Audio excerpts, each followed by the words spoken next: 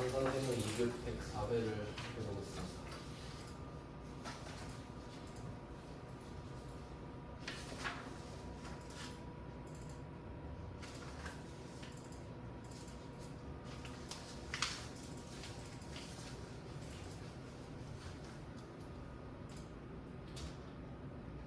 수험 번호는 1211112예요.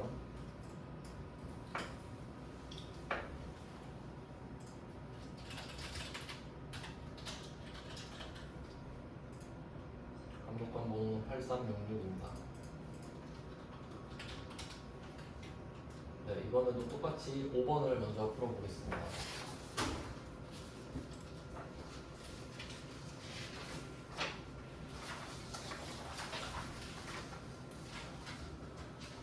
자, 이번 문제는 5점짜리, 10점짜리 있죠? 5점짜리 먼저 해보겠습니다. 이번에는 사원 등록 나왔네요. 사원 등록. 여태까지 계속 그 급여자료 이런만 나오다가 사원 등록으로 나왔습니다. 사원 등록 가셔서 강지구 사원 보겠습니다. 이것도 사원도 잘 선택해야 되죠? 강지구 선택하고 부양가족 명세로. 아, 이거 다 적어야 되네. 자, 한 명씩 적어 보겠습니다. 배우자부터. 배우자는 뭐 F2번 검색하셔도 되고 밑에 보고 하셔도 되죠. 3번입니다. 주민등록번호도 다 진짜네요.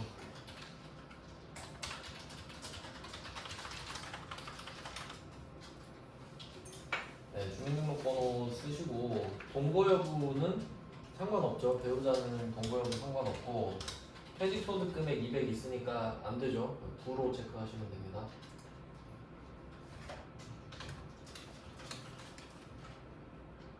근데 내년은 될 수도 있죠. 네, 이렇게 적어놓고 그 다음에 모친입니다. 모친은 1번이고요. 소득자의 직계등록 기입자.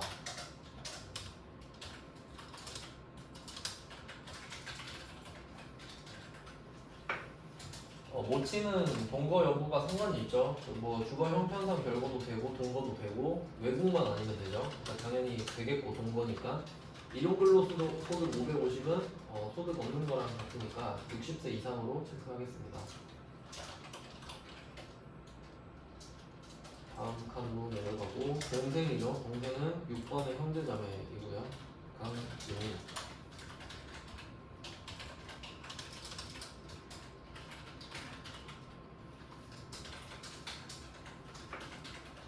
역시 이번에도 단골이 나왔죠. 형제 장애인 조합이 잘 나오죠. 소득을 봐야 되는데 소득이 있네요. 소득이 있으면은 그냥 부 체크하시면 되죠. 근데 해설 보면은 그것도 나와 있어요. 부 장애인 해놓고 부해라 뭐 이런 것도 있던데 이렇게 하고 부해도 정답 처리된다. 근데 또 어차피 안 되는데. 네, 의미 없는 말인 것 같고요. 부 소득이 너무 많아요. 그리고 그 만약에 내년엔 소득이 없다면 그 질병의 요양으로 일시적 퇴거, 이거 어쩔 수 없는 사유죠. 그럼 이거는 된다는 거예요. 네, 중증 환자. 지금은 아예 안 되니까. 그 다음에 자녀 2명 있죠. 자녀는 4번으로 하시면 되겠습니다. 자녀 이름과 5번은 손자 손녀일 테니까.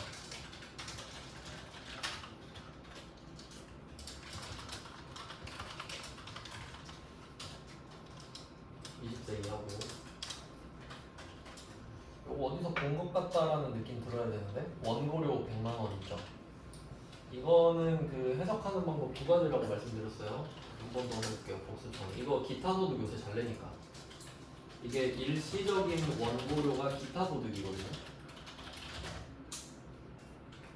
자, 근데 이게 소득이냐 소득 금액이냐 이거 뭐 말을 안 해주죠? 그럼 이게 소득 금액 100만원 이하가 되느냐라고 생각을 해보면 이게 기타 소득은 구조가 필요 경비를 빼주는 구조라고 했어요. 그래서 기타 소득에서 필요 경비를 빼면 기타 소득 금액이 나옵니다. 근데 이게 소득이든 소득 금액이든 100만 원이면 반드시 100만 원 이하죠. 그럼 그렇게 생각한다면 당연히 소득 금액 100만 원 이하가 되기도 하고, 만약에 200만 원이면 어쩌냐, 그렇게 하면 그때는 이게 2가지가 있죠. 소득 금액 100만 원 이하라서 통과되는 경우가 있고, 두 번째는 기타 소득 금액이 300만 원 이하일 때 분리과세 선택하는 거죠. 그러니까 얘는 300만 원까지 열려 있단 말이에요. 그래서 얘는 비교적 대충 말해도 상관은 없다. 어차피 100만 원 이하로 떨어질 거니까. 그래서 말을 해준 거고, 애매하게 막 200, 300이면 반드시 말해줄 겁니다. 분리과세를 선택하기로 했다고. 그래서 어쨌든 된다. 네, 이 정도가 수업 포인트가 되었습니다. 그 다음에 뭐 마지막 자녀는 그냥 입력하시면 되겠고,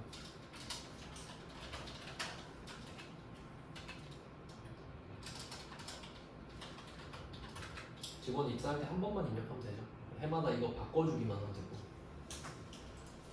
자, 이렇게 해서 5점짜리가 끝났습니다.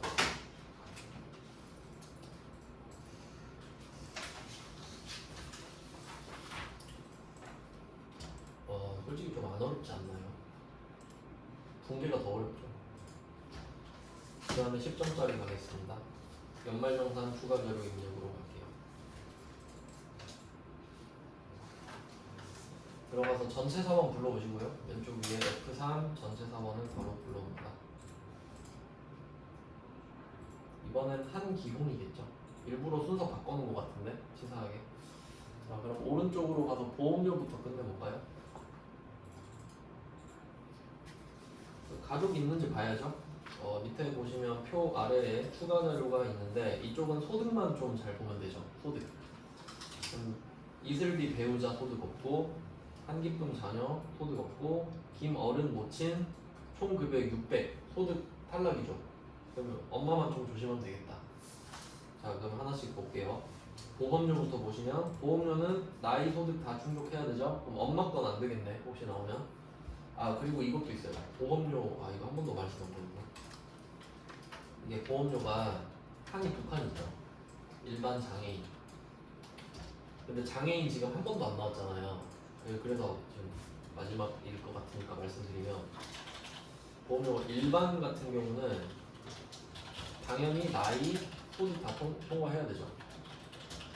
기본공제 대상자만 되니까 이거는 계속 강조했잖아요. 근데 장애인일 수도 있잖아요. 그러니까 이거는 장애인 전용 보장성 보험이에요. 장애인만 가입할 수 있는 거 있죠. 그럼 이때 장애인 기준을 한번 생각해봐요. 장애인은 나이 안 따지지. 그럼 갑자기 여기서 나이 따지면 되겠어요? 그럼 안 되잖아. 일관성이 있어야 되죠. 그러니까 나이는 안 보겠지. 당연한 거죠.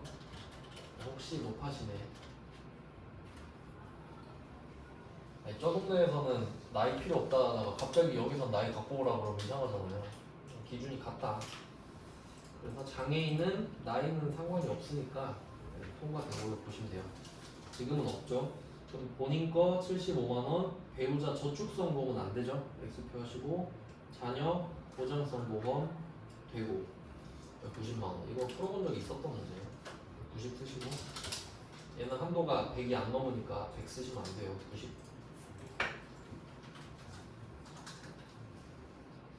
네, 그 다음에 그 의료로 갈까요? 의료는 이제 아시죠? 이거 부양가족 탭으로 가셔서 부양가족 탭 가서 의료비를 더블 클릭하는 패턴으로 갔었죠. 한번 입력을 해볼까요? 일단 인정이 되는 것부터 봐야겠죠. 뭐가 인정이 되냐부터 보시면 모친 질병치료비 병원비 있는데 요거는 치료 목적이니까 되죠. 그러니까 엄마가 소득이 좀 넘긴 했는데 의료비는 소득 안 보잖아요. 그래서 어머니 거 병원비 300이 됩니다. 네, 입력해 볼게요. F2번에서 김어른 불러주시고, 의료증빙코드는 국세청장, 금액은 300. 네, 이렇게만 입력하시면 되죠.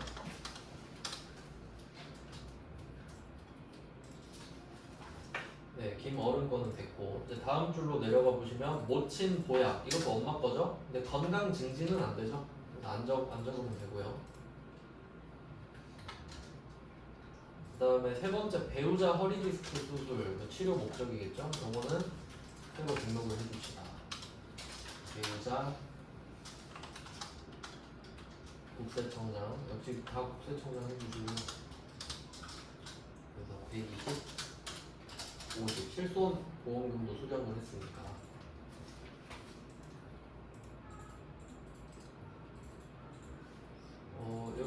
하시면 되는데 근데 해설에는 숫자가 다르네요. 여기 지금 33 돼 있는데 33 돼 있죠? 네, 해설 보니까 여기 2라고 써 있거든요. 2. 이거 어디서 보지 이거? 부양가주택 수정 문자에 어디요? 문제 부양가주택 수정하라 해서 네. 여기서 부양가주에서 이공공적 대상 아 이거 먼저 하라고. 아 그래서 그렇군요. 그런 거였군요. 이걸 먼저 하라고. 네, 그럼 이것도 고쳐줘야겠네요. 그러면 상기용 본인은 넘어가고 배우자로 바꾸고. 아 이걸 해야 되는구나. 배우자로 하시고. 아니, 김어른은 부로 해야 되죠. 부. 그다음에 이슬비는 배우자. 한기쁨은 20대 이하. 이렇게 잘하는 거였군요. 아 이렇게 하면 저절로 바뀌는 거예요. 이렇게. 네, 그래서 이게 기본적으로 나온다고 보시면 되겠네요. 인적공제가 연말정산 추가자료 입력에서도 이렇게 간단하게 나오죠. 입력 자체를 하라고 하는 건 아니지만 여기에 연동되는 내용이었고요. 그 다음에 교육비 갈게요. 교육비는 소득 보는데 지금 보니까 고등학교인 거 보니까 자녀죠. 네. 이제 연말정산 입력으로 다시 돌아가셔서 교육비는 고등학교. 해외가 되는 건 고등학교였죠. 고등학교는 해외가 됐어요. 교육비. 네, 2천만 원인데 한도가 어차피 300에서 잘리거든요. 그러니까 얘는 300 적어도 상관없겠죠. 2천을 적으시고 초중고에다가 알아서 300으로 잘라주죠. 네, 이거밖에 없고요. 그 다음에 기부금. 기부금도 소득 보죠. 근데 배우자 소득 없으니까 기부금은 여기서 종교가 나왔어요. 종교는 중간에 맨 밑에 있네. 종교 단기.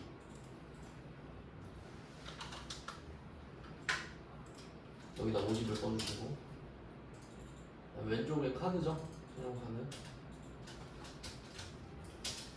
카드 뭐 이거 해봤던 거라 일단 아래다 적을 수 있는 것부터 적죠. 대중교통에 100 적으시고 그럼 100은 빼는 거고 그 다음에 모친 병원비는 중복공제가 되니까 안 빼죠. 신용카드는 900으로 하시면 되네요. 간단한 내용이었고 그 다음에 배우자 명의로 된 신용카드도 내가 끌어다 써야 되죠.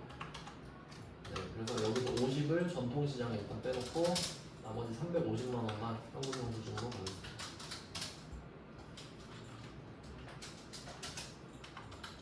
자, 뭐 이런 건 이제 기본적인 내용인데 어려운 게 전혀 없었습니다. 이때 마지막에 주택자금이 나오는데 이거 제가 보여드린 적 있죠? 장기주택 저당 차입금 이자 상환액 이거 뭔지 몰라도 되고 이런 거 내면은 맨 밑에 모두 충족한 것으로 본다 이렇게 낼 거기 때문에 이런 것까지 외울 필요는 없다는 거예요. 그럼 한번 찾아볼까요? 왼쪽에 34번 이건가? 장기주택 저당 차입금 이거네. 자, 여기로 들어가 봅시다. 이게 이름 비슷한 거 두 개 있거든요. 34번은 주택 차입금 원리금 상환액이고 34가 장기주택 저당 차입금 이자 상환액이에요. 그러니까 엄밀히 따지면 34번 밑에 거죠. 근데 들어가면 똑같아요. 자, 근데 여기다가 칸을 잘 적어야 한다는 거죠. 주택, 장기주택 저당 차입금. 그러니까 위에다 적으면 안 되고 위쪽이 아니라 아래쪽이다. 이쪽에다가 쓰라는 거죠. 장기주택 저당 차입금 이자 상환액 이름 정확히 확인하시고요. 밑에 내용을 보시면은 이게 차입일이랑 기간에 따라 달라지거든요. 밑에 세 번째 점을 보시면 차입일이 2014년 6월 1일이다. 상환기간은 15년이다. 주택취득일은 14년 5월 6일이다. 어차피 같네요. 차입일이랑 취득일이랑 연도가 같죠? 그러면 차입을 언제 했냐 하면 15년 이후 차입금이 되겠죠. 15년 이후 차입금에서 15년이니까 15년 이상 맞고 여기서 또 뭐까지 봐야 되나? 세 칸이 있는데 고정금리 써있네. 고정금리. 그리고 고정 앤드 비거치 여기 비거치 이거 이렇게까지 간다고? 두 번째 칸이 아닐까? 고정금리 또는 비거치 맞네요. 이거네요. 왜냐하면 비거치라는 말이 없잖아요. AND가 되려면 동시 충족이죠. 그러니까 지금 고정금리라는 말은 있잖아요. 근데 비거치라는 말은 없죠. 그러니까 둘 다 충족해야 AND니까 비거치라는 말이 없으면 고정 오어 비거치겠지. 그래서 이렇게 찾아내시면 200. 1년 동안 200을 냈어요. 이 말이에요. 자, 이렇게 확인을 해주시면 됩니다. 마지막에 했던 그것만 좀 조심하시고 네, 바로 3번 보겠습니다.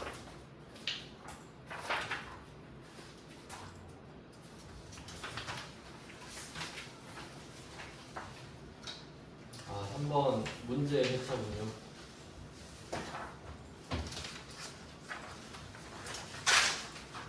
3번에 1번은 명세서죠. 부동명세서. 신용카드 매출점표 등 수령명세서 값. 이게 제가 제일 중요하다고 말씀드렸던 주제네요. 얘는 부가가치세에서 신용카드 매출점표 등 수령명세서 값을로 들어갑니다. 자, 조회 기간은 7월, 9월이고요. 여기서 그 포인트들이 있었죠. 생각해야 될 것들 한번 다시 정리하고 먼저 볼게요.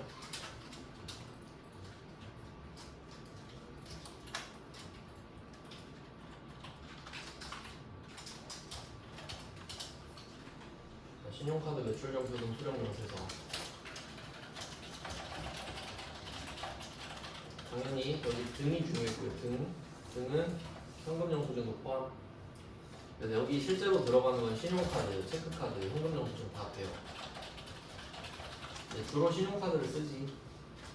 자, 다 된다고 보시고 생각해야 될 거 4개 있었어요. 첫 번째, 상대방이 세금 계산서 발급 가능하냐? 4개였나? 3개였나? 상대방이 세금 계산서 발급 가능 사업자인가? 그래서 제껴지는 사업자들 아시죠? 연쇄 사업자 안 되고.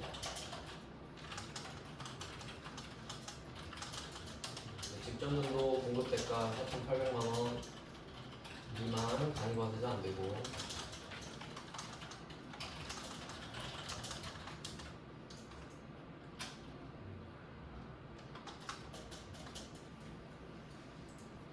그리고 하나 더 있죠.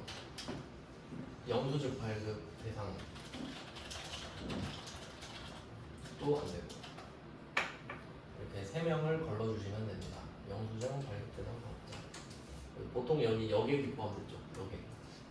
KTX, 뭐 항공권, 택시 이런 거 많이 나왔죠. 일단 이거 확인해 주셔야 되고요. 왜냐면 세금 계산서가 아니니까. 세금 계산서가 아니니까 혹시 당신 세금 계산서 발급할 수 있는 거야? 이렇게 물어봐야 되죠. 그 다음에 두 번째 뭐죠? 3개인가? 저 몇 개만 했었죠 그때? 이번 뭐였더라? 아, 세금 계산서 수취분이 안 되나? 어떻게 생각나는데 세금 계산서 수취분은 안 되죠. 왜냐면 세금 계산서를 받았으면 세금 계산서 받은 걸로 공제를 받을 테니 그걸 또 갖고 오면 안 되니까. 그럼 또 뭐가 있었더라? 이게 끝인가? 그리고 세 번째가 혹시 매입세 불공제 사유인가? 뭔가 빼먹은 것 같은데.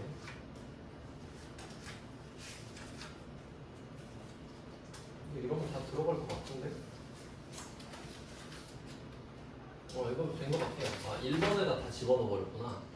원래 보통 이걸 따로 설명했던 것 같은데 1번에 다 집어넣었으니까 매입세 불공제 사유도 아니어야 되죠. 그러니까 원래 우리가 세금 계산서를 받으면 매입세 불공제 사유인지만 따지면 돼요. 왜? 상대방이 세금 계산서를 줄 수 있으니까 세금 계산서를 줬겠지.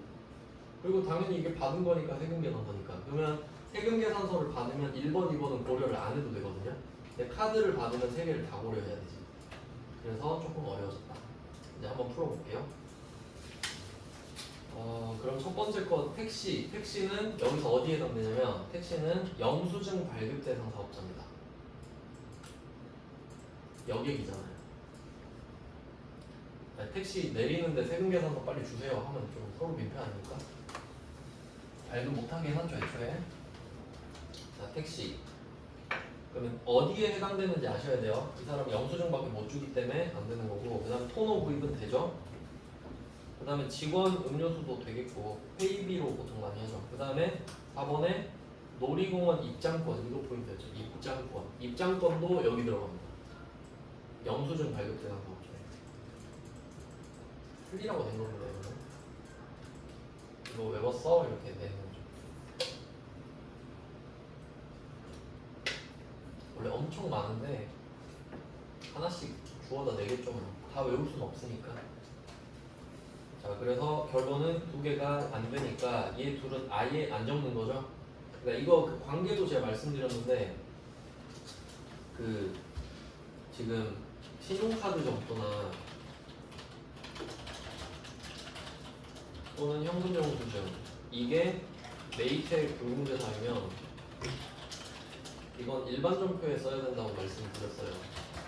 그러니까 이 거래는 일반 점표에 쓰긴 씁니다. 그러니까 택시요금 같은 경우는 11만 원이잖아요. 그러면 일반 점표 가서 차변에 뭐 여비교통비 11만 원 이렇게 쓰겠죠. 그럼 거긴 일반 점표에 쓰지만 이쪽 그 부속 명세서에는 안 온다는 소리죠. 왜? 메인 매출 점포 아니니까. 원래 이거 메인 매출 점포에 쓴 것만 넘어오는 거죠. 그거 이해하셔야 된다 했어요. 아예 안 적는 게 아니라 일반 점표에 적는데 여기에 반영이 안 된다. 아예 안 적으면 낭패죠. 돈 썼는데 안 썼다 해버리면. 자, 그럼 이제 적어볼게요.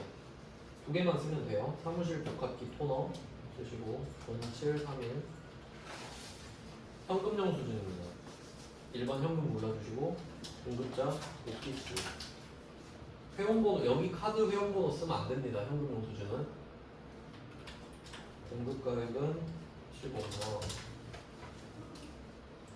그다음에 두 번째 거 직원용 음료수 0812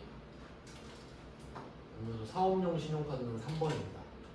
4번 신용카드는 법인카드 말고 개별적인 카드, 직원 거라든가 사장 개인 거라든가 안 나옵니다. 그래서 그럼 카드 번호를 얘는 써야겠죠. 이은마트 카드 회원 번호 1000, 2000, 3000 현재 이렇게 줘야지 카드 번호를.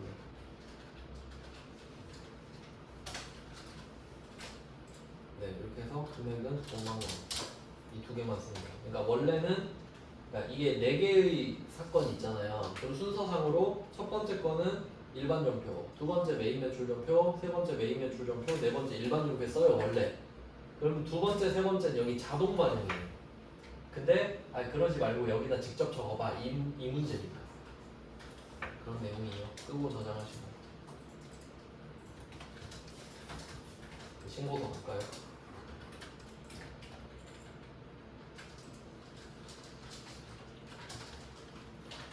부가가치세 신고서입니다. 일기 확정이에요. 4월, 6월. 가장 먼저 보셔야 될 거는 누락분 찾기. 누락분을 찾아볼게요. 매출 쪽에 누락분 없어요. 매입 쪽도 누락분 없어요. 사실 매출 쪽 없으면 끝이죠.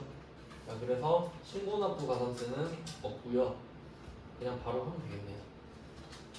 자, 첫 번째 거 전자 세금계산서 발급 과세 대출액. 이거 전자 확인해야 되죠? 전자니까 가산세가 없구나. 전자가 아니라 종이면 미발급등이 2%다. 항상 생각하시고 1억 3천 1번에 써주시고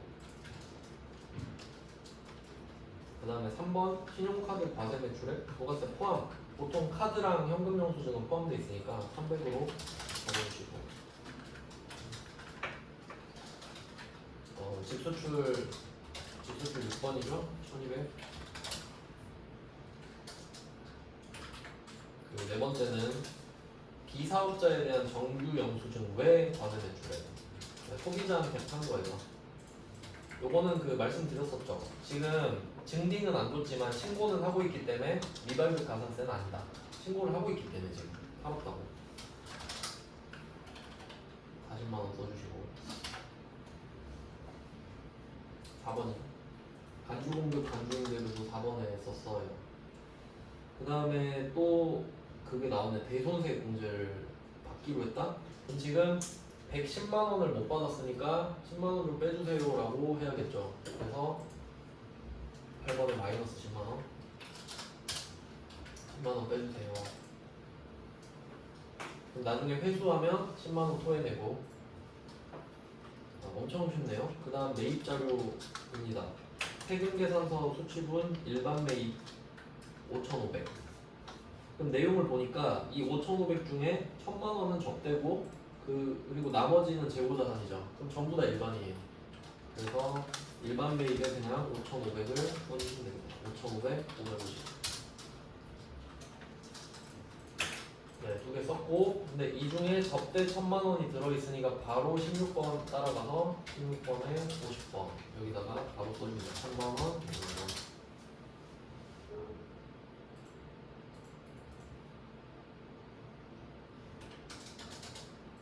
네, 되게 이거 너무 쉽게 내는 거 아닌가? 요새 트렌드인가 봐요, 쉽게 내는 게. 자, 밑에 가서 미환급세 21번에 적어주시고요. 근데 이 문제 포인트 알겠다. 이 문제 포인트는 문제 세 번째 줄에 전자신고를 할 예정이다. 근데 이제 앞으로 이거 무조건 내겠죠. 전자신고를 이제 하는 걸 문제를 내잖아요. 그러니까 이거 세액공제 받으라고 하지 않겠어요? 그러니까 10,000원 빼야지. 그러니까 이게 포인트가 아닐까요? 10,000원 빼는 거. 근데 말도 애매하지 않아요? 신고를 할 거다. 했다고 해야지. 근데 다음 문제가 하는 문제니까 그런 것 같아요. 그럼 다른 기수라고 하면 될 건데. 요거는 54번에 써주시면 되죠. 54번에 10,000원 써주세요. 전자신고 세액공제. 네, 이렇게 하시면 되고. 그 다음 전자신고 해볼까요? 전자신고 이제 세 번째니까 외워지셨죠? 자, 첫 번째 전자신고 들어가시고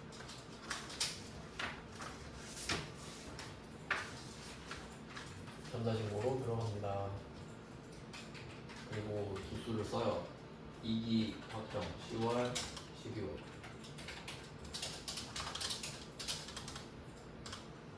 그리고 클릭하고 안 해도 되고 제작 누를게요. 제작을 누르고 1, 2, 3, 4, 1, 2, 3, 4 맨날 똑같죠? 이번엔 다르다. 와 틀릴 뻔했죠? 1, 2, 3, 4, 5, 6, 7, 8이에요. 비밀번호 잘 보시고요. 제작 완료. 끄죠 창을. 끄고 국세청 홈택스 전자신고 변환으로 갑니다. 처음에 닫기 누르시고 자 여기서 찾아보기를 해야 되죠. C 드라이브 가서 찾아볼게요. C 드라이브 맨 밑에 있는 오늘 날짜로 항상 나와 있을 겁니다. 자 열기 누르시고 밑으로 가셔서 1, 2, 3, 4, 5, 6, 7, 8 누르고 형식 검증하기 누르신 다음에 그냥 뭐 바로 넘기면 안 돼요? 안 되네. 되네요. 뭐야 하나씩 해야 되나? 하나씩 해야 되네요. 형식적으로. 자 여기서 전자파일 제출하기를 하시면 됩니다. 끝. 2점짜리도 마무리. 보너스 문제였죠. 그리고 일반으로 들어오겠습니다.